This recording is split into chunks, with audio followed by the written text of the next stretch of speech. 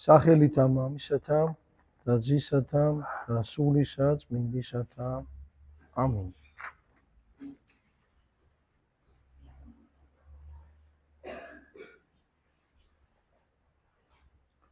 დღეს საკითხული სახარება პირველ ყოვლისა იმას ჩაგვაგონებს, რომ აუცილებელია ლოცვა.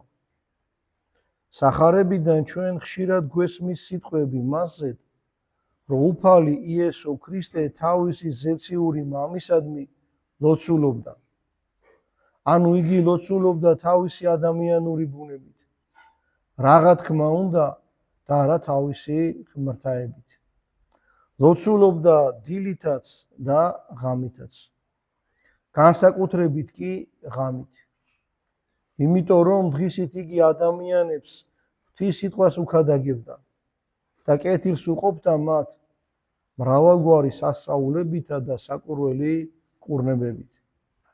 და თუ კი იგი ჭეშმარიტი ღმერთი და სრულყოფილი ადამიანი ასე ხშირად ლოცულობდა, რაოდენ გზის უფრორე ჩვენ გვესაჭიროება ღმერთის წინაშე ლოცვა, ცოდვით და უძლურ ადამიანებს. განუწყვეტლივ ეშმაკის მიერ საცდურთა წინაშე მყოფთ, დაქვემდებარებულთ ყოველგვარ ხიფათს. წმინდა მოციქული პავლე გვიბრძანებს, მოუკლებელად ილოცევდითო. ანუ მარადის განუწყვეტლივ ილოცეთ, გარეგნულად თუ შინაგანად გულშიო. ასევე წმინდა მოციქული პეტრე შეგვაგონებს, განიფრთხეთ მღვიძარე იყვენით, რამე თუ წინა მოსაჯული თქვენი ეშმაკი, ვითარცა ლომი მყვირალი, მიმოვალს და ეძიებს ვინცა შთანთქა. არც დღისითა და არც ღამით ჩვენ თავისუფალი არ ვართ ეშმაკის მზაკრულ სასტურთაგან და სწორედ აქედან გამომდინარეობს აუცილებლობა განსაკუთრებულად დილისა და ღამის ძილად მისვლის ლოცვებისა. გულმოდგინე ლოცვით უნდა დავიწყოთ ყოველი დღე და ასეთივე ლოცვით დავასრულოთ იგი. ანუ აუცილებლად უნდა ვილოცოთ ხოლმე დილითაც და დაძინების წინათ ღამით. გარდა ამისა, უსათუოდ უნდა ვილოცვიდეთ ყოველი ჩვენი საქმის დაწყებისას და დასრულებისას, საზდოს მიღების წინ და შემდგომ, რაც მრავალ ქრისტიანს დღეს სრულებით აღარ ახსენდება. ლოცვა განაახლებს და განაძლიერებს სულს, განწმენს, აკურთხებს, ანუგეშებს, ასაზრდოებს, განალათლებს მას და ღმერთთან შეაერთებს, თუ კი იგი გონევრულად აღევლინება.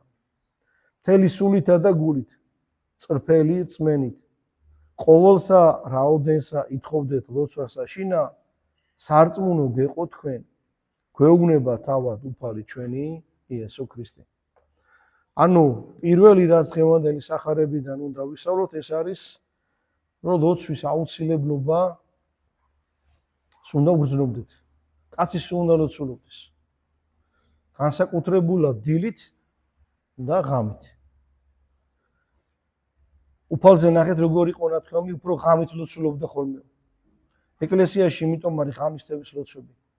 ადამიანები აი ხშირად ვინც ლოცვას დიდ ყურადღებას აქცევს, ღამე დგება იმისთვის, რომ ილოცოს. როცა ყველა ზინავს, როცა სიმყუდროვეა, წამოდგება ღამის 4 საათზე, 2 საათზე და ლოცულობს. რომ არაფერმა შეუშალოს ხელი მისაუბარს ღმერთთან. ასევე ნახეთ, მოვიხსენეთ ჩვენ რომ პავლე მოციქული ამბობს, მოუკლებელად ილოცევდით. ანუ სულ ილოცეთო და პეტრე მოციქული გვეუბნება რომ ეშმაკი ვითარცა ლომი მბრდღვინავი მიმოვალს, ვინცა შთანთქვა, ღვიძარე იყვენითო. ანუ ორივე მოციქული გვეუბნება რომ ჩვენ ეშმაკის მიერი სასტურებისგან არც დღისით, არც ღამით